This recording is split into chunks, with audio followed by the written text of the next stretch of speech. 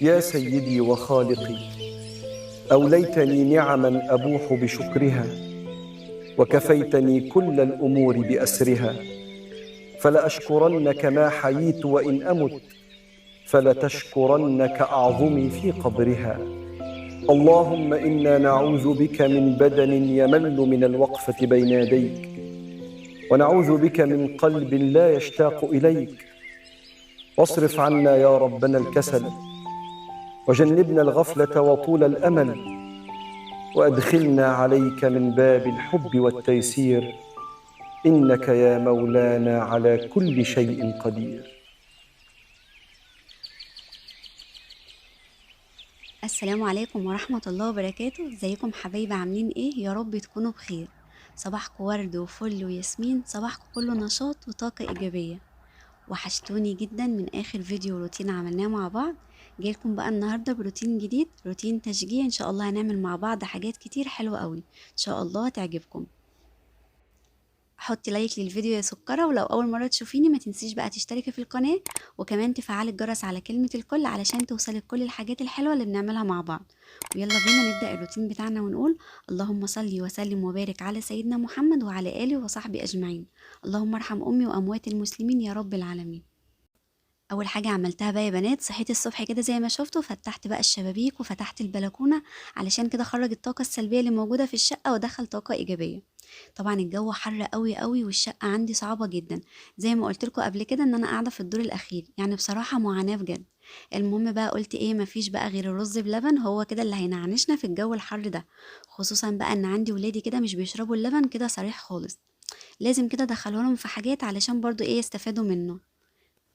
المهم بقى يا بنات، كنت موصية واحدة فلاحة كده على ازازة لبن. اللهم بارك، بجد لبن الفلاحين بيكون حلو قوي، خصوصا بقى لو الفلاحة اللي انتي بتجيبي منها بتكون كده نظيفة وضامنة حاجتها. اللهم بارك، بيكون حلو كده وتقيل ودسم، غير اللي بنشتريه خالص من السوبر ماركت. بصراحة بقى كمان انا يوم ما اعمل رز بلبن لازم يكون اللبن او الحليب من عند الفلاحين.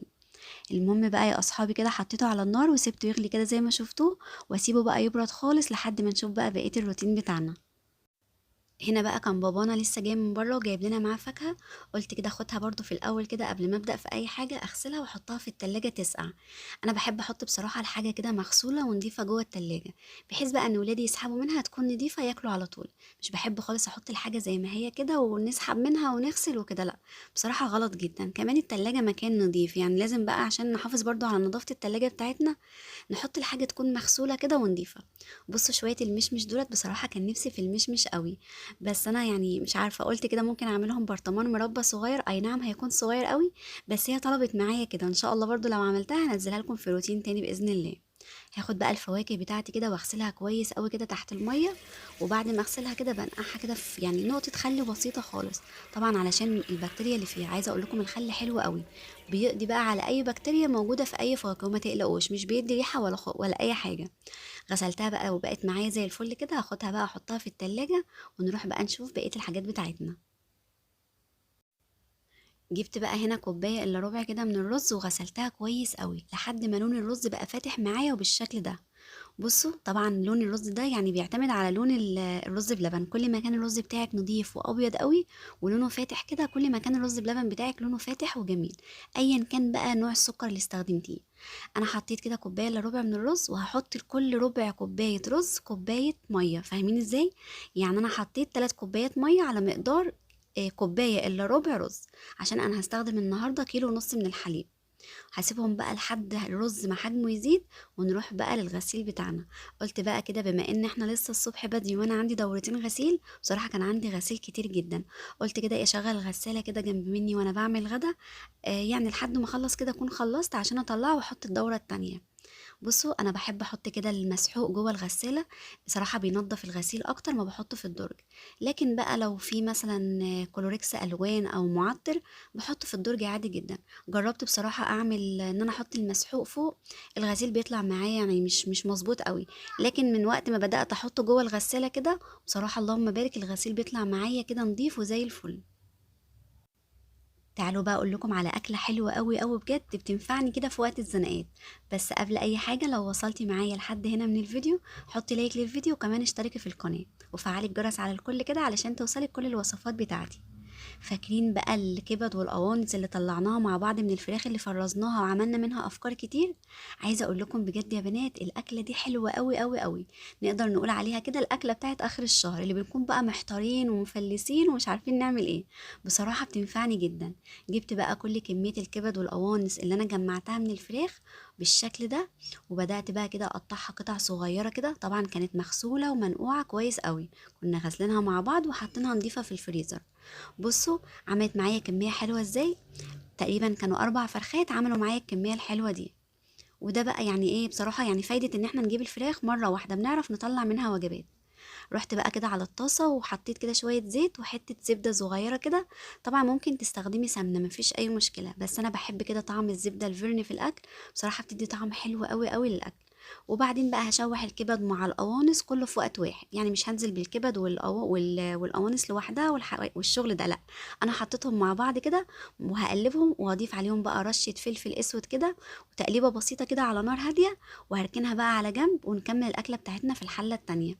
حطيت بس شوية ملح وشوية فلفل اسود، بصوا، بدون اي اضافات. ركنتهم بقى على جنب كده وجبت بقى حلة تانية على نار تانية وحطيت فيها ايه شوية زيت برضو وحتة زبدة صغيرة. وبس كده هنزل بقى بكوباية رز. كوباية واحدة بس، يعني شوفي بقى انت الكمية المناسبة ليكي. انا عملت كوباية رز وكوباية لسان عصفور وعملوا معايا كمية حلوة قوي. هتشوفوا الحلة دلوقتي ما شاء الله كانت مليانة على اخرها. قلبت بقى الرز بتاعي وكنت في الوقت ده ايه متابعة برضو الكبد والقوانص لحد ما خلاص استوت معايا كده، ويعني كل كمية السوائل اللي كانت موجودة فيها قلت بالشكل ده. خلاص هطفي عليها النار بقى وهركنها على جنب دلوقتي. هرجع بقى للرز بتاعي وفضلت افلفل بقى فيه كده لحد ما لونه بقى ذهبي كده واصفر وجميل. هنزل بقى بكوبايه لسان العصفور على طول. طب انا ليه ما حطيتش لسان العصفور في الاول مع الرز؟ طبعا عشان يعني لسان العصفور بيحمر بسرعه، لكن الرز بياخد وقت شويه. هقلبهم برضو مع بعض كده لحد برضو كده ما يتفلفلوا كويس قوي، علشان الرز كده يبقى يعني فرفط معانا كده وجميل، والكل رزايه مفلفله كده وطعمها جميل. بصوا خلاص كده يعني كل حاجة بقت تمام. هنزل بقى بنص معلقة كده من الفلفل الأسود، بتطعم وبتنكه الرز حلو قوي. وكمان هقلبها برضو، بس يفضل برضو تحطيها في الوقت ده. انا مش بحطها بعد المية ما تغلي، لا بحطها مع الرز كده بحيث ان الرز يتغلف بيها ويكون شارب كده من طعمها. وهنزل بقى ببصلايه واحدة بس صغيرة كده. انا ما بشرتهاش، يعني كنت مقطعاها كده بالسكينة قطع صغيرة زي ما انتم شايفين. الله بقى بجد على ريحة الرز في الوقت ده، بجد حلوة قوي قوي. ان شاء الله هتجربوا الوصفة دي وانا متأكدة ان انتوا هتدعوا لي عليها. قلبتهم بقى مع بعض برضو كده وديتهم تشويحة. وهضيف بقى كده حاجة بسيطة قوي قوي من بهارات الفراخ او بهارات اللحمة، طبعا الطعم اللي بتحبيه. يعني حاجة بسيطة خالص كده بحيث ان هي تنكه معايا الرز شوية. خلاص كده الرز كده خلاص بقى مفلفل معايا وكده واخد من طعم البصل والتوابل. هنزل بقى بالكبد والقوانص بتاعتي في الوقت ده على طول. هقلبهم برضو مع بعض كده تقليبتين تلاتة بحيث ان هما برضو يتشوحوا والرز بقى يشرب من طعم الايه التوابل اللي موجودة في الكبد، وياخد من طعم الكبد والقوانص. الوصفة دي بجد حلوة قوي، يعني لو عندك بقى اطفال كده صغيرين ومش بياكلوا الكبد والقوانص صدقوني هيحبوها قوي. في الوقت ده بقى كنت خلاص محضرة بقى مية سخنة، نزلت كده بالمية السخنة بحيث ان هي ايه يعني تغلي بقى على طول. ما ينفعش طبعا ميه بارده، هتعجني الرز منك وكمان مش هيبقى حلو. لكن الميه السخنه على الاكل السخن بتخليه مفلفل كده وبيطلع معاكي مظبوط. كمان مش بياخد وقت على النار خالص. شايفين ما زودتش طبعا الميه، يعني حطيت مثلا لكل كوبايه رز حطيت لها كوبايه ميه. ونزلت بقى بالملح بتاعي بالشكل ده. وهغطي عليهم بقى واتابعهم بقى لحد ما ايه ما كل كميه الميه كده ما تتشرب ويبقى مظبوط معايا. في الوقت ده بقى كده كنت محضرة بطاطس كده، قلت يعني هحمر بطاطس مع الرز بتاعنا وبس كده وشوية مخلل. والأكلة بتاعتنا النهاردة بجد بتبقى حلوة قوي. شايفين خلاص بقى شرب كل كمية المية اللي موجودة فيه. ههدي عليه النار بقى خالص واسيبه لحد ما يستوي، لحد ما يبقى معايا بقى بالشكل ده. شايفين اللهم بارك بجد. الرز بجد بالطريقة دي بنت حلوة قوي والله العظيم، لو جربتوه هيعجبكم جدا. طعم الكبد مع لسان العصفور مع الرز يعني وجبة بجد حلوة وكمان مغذية قوي. يعني لو بترمي بقى الكبد والقوانص ومش بتحبيها ومثلا بتحطيها في صينية بطاطس، لا صدقيني الطريقة دي بجد هتلغي أي طريقة تانية. شايفين وجبة كاملة متكاملة ومغذية وفيها عناصر كتير، وطعمها بجد وريحتها حلوة قوي، من أقل تكاليف وبحاجة بسيطة قوي كنا مثلا مش بنستخدمها، جمعناها وعملنا منها غدا يوم.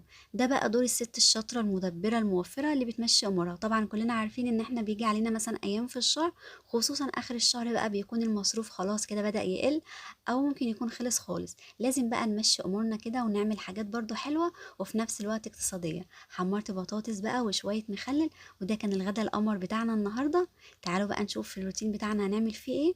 بعد بقى ما اتغدينا يا بنات، قمت غسلت المواعين كده مع نفسي، محبتش طبعا اطول عليكم الفيديو اكتر من كده، بس قلت بقى اغسل الرخامة معاكم كده واعقمها. طبعا اهم حاجة تعقيم الرخامة والمكان اللي كنا بنطبخ عليه. وبما ان طبعا الفراخ بتاعتنا قصدي الكبد والقوانص تعتبر يعني من الحاجات اللي هي زفرة، لازم نعقم الرخامة كويس قوي، عشان يعني بحيث لو عملنا بقى حاجة تانية بعدها نعمل كده واحنا مطمنين. عقمت طبعا بالبخاخة اللي كلكم متعودين عليها معايا، فيها شوية مية شوية كلوريكس ألوان وشوية خل. بعد ما غسلت الرخامة بتاعتي كويس قوي عقمتها بالشكل ده. طبعا خلاص كده يعني مجرد ما تعقمي بقى المكان بتاعك بتبقى قضيتي على اي بكتيريا موجودة فيه. مسحت بقى كده الحوض بالرخامة، وراح معايا اللهم بارك زي الفل. يعني ما تستسلميش بقى للحر وتقولي الجو حر ومفرهدني وعامل لي صداع، لا طول ما هتستسلمي له الصداع هيجيلك اكتر وهتوخمي اكتر وهتبقي عايزه تنامي ومفرهده.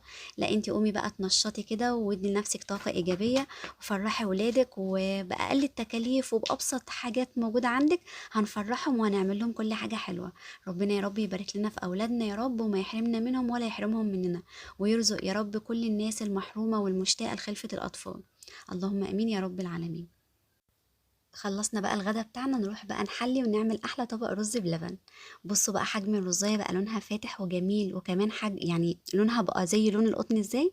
عايزه اقولك مهما بقى كان لون السكر بتاعك غامق ولا فاتح برضه هتطلع معاكي يعني لون الرزايه كده ابيض وجميل قوي بجد. حطيته بقى بميته اللي نقعته بيها كده على النار. انا مش بغير الميه يا بنات، انا بحط الرز بالميه بتاعته، لان طبعا كل كميه الميه اللي نزل اللي يعني اللي نقعنا فيها الرز بيكون فيها نشا. النشا اللي بيبقى موجود في الرزية بينزل في المية، ده طبعا بيخلي الرز بتاعنا يربط وقوامه بيبقى حلو قوي. كمان انا مش بحط يعني نشا كتير، لان بصراحة مش بحب طعمه يعني يكون كتير في الوصفة. حطيته كده على نار هادية وفضلت اقلب فيه كده، وضفت عليه معلقة سكر في الاول. بصوا اول حاجة معلقة السكر دي بتسرع من سوى الرز، تاني حاجة كمان بتخلي طعم الرزية نفسه كده مسكر وانتي بتاكليه. جربوه بجد بالطريقة دي هتفرق معاكم قوي ان انتوا تضيفوا معلقة سكر وانتوا بتسووا الرز في الاول. اول بقى ما الرز استوى معايا وبقى طري معايا خالص وكميه الميه قلت، نزلت بقى باللبن او الحليب بتاعي كده على طول بالقشطه بتاعته زي ما هو. وبعد كده بقى بجيب حوالي معلقتين كبار كده من الميه وبدوب فيهم معلقه نشا. ما تكتروش يا بنات في النشا عشان طعمها مش بيكون لطيف خالص. وبرده لازم اقلبها كويس كده وادوبها كويس قوي. شايفين حطيتها كده وقلبت. وهجيب بقى هنا يعني معايا بقى كريم شانتيه سايب من عند العطار او الكريمه الخام. انا بشتري ربع كيلو كده من عند العطار، بستخدمها بقى في كل الحلويات. دي بقى لازم احط منها كده معلقتين كبار. بصراحه بتخلي طعمه بقى يعني كريمي كده، وكمان لونه ناصع كده وبتدي نكهه حلوه قوي. طبعا لو يعني مش موجود عندك مفيش اي مشكله. هنحط معلقتين قشطه وهيظبطوا الدنيا معانا. بصوا هحط معلقتين كده. ممكن برضو تشتري كيس مثلا من اللي هو الجاهز اللي بيكون في السوبر ماركت اللي هو الكريم شانتيه، بيدي نفس النتيجة وكمان طعمه بيكون حلو قوي. هقلبهم برضو مع بعض كده. وفي الوقت ده بقى انا بحب اقلب كده الرز بلبن بالمضرب السلك. هشيل بقى المعلقة كده واجيب المضرب السلك، بيخلي بقى كل حاجة كده يعني ايه توصل مع بعضها. لو في بقى تكتلات في النشا مثلا او في الكريم شانتيه بيفك كل حاجة.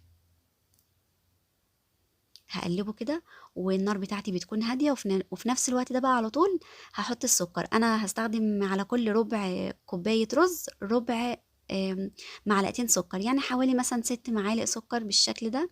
طبعا السكر ده حسب رغبتك انتي، انا استخدمت كده كوباية الا ربع. انتي على حسب الكمية، انا حطيت كوباية الا ربع عشان استخدمت كيلو ونص من الحليب.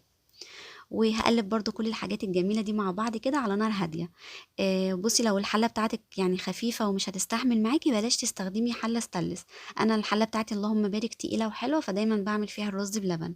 ممكن انتي تستخدمي عادي حلة مثلا تيفال او حلة ألمونيوم.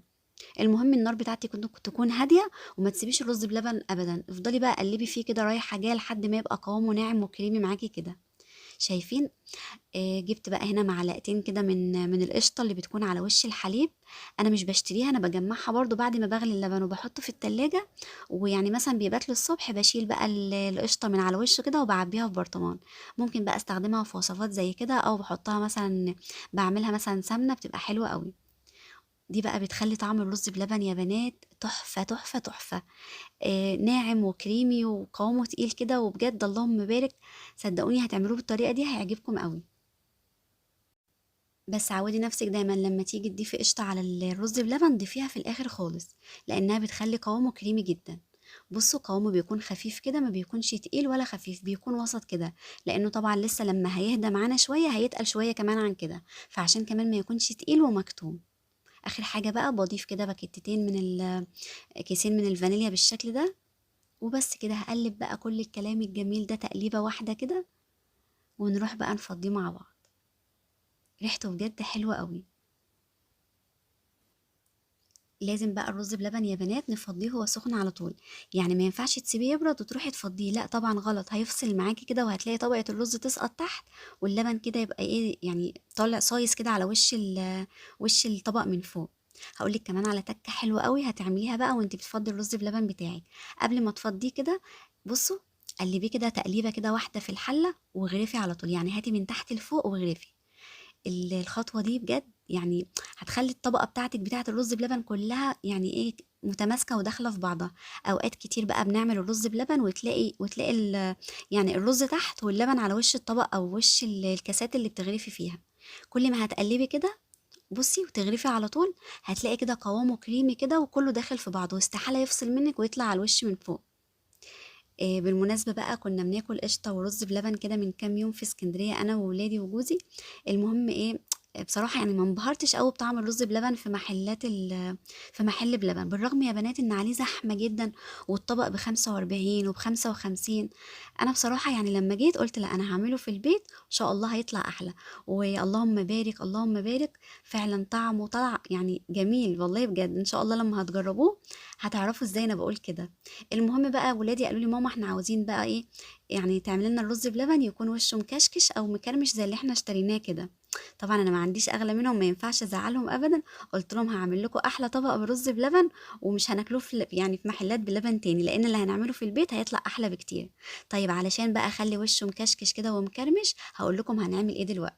هنا بس كنت بوريكم الاول ان انا بقى لازم في حله الرز بلبن اسيب كده معلقتين ثلاثه. عايزه اقول لكم بقى دولت الخناقه بتقوم عليهم ما بين ولادي. وبصراحه انا اوقات يعني ببقى معاهم برضو في الخناقه دي، مش هخبي عليكم بصراحه. كلنا طبعا يعني فينا الحركة السيئة دي، لازم نعمل كده لحد ما ننضف الحلة بصبعنا بالشكل ده.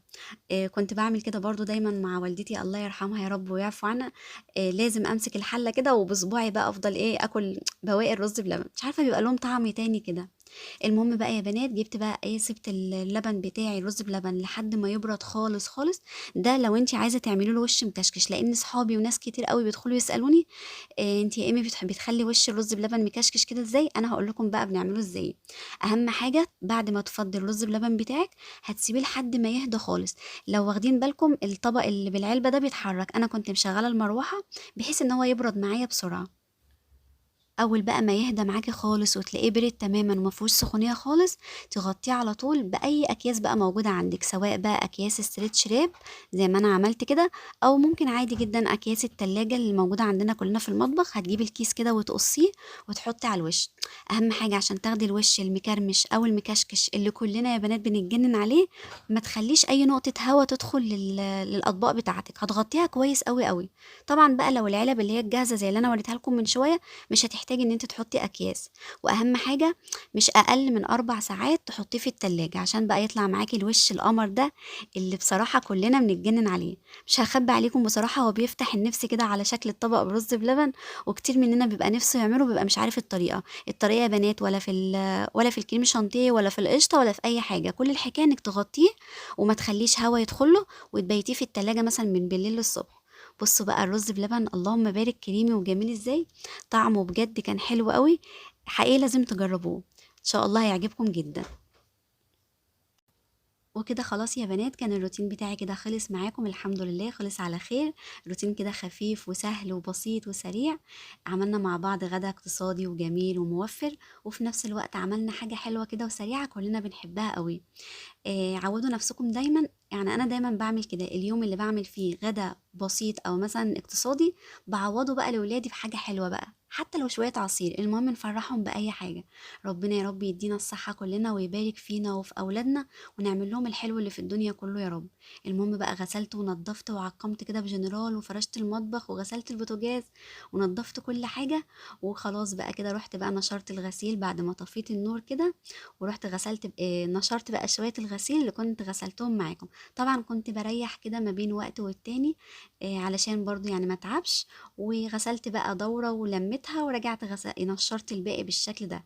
يا رب يكون الروتين بتاعي النهاردة عجبكم، وتسيبولي كومنت حلو، وكمان تشتركوا في القناة لو لسه مش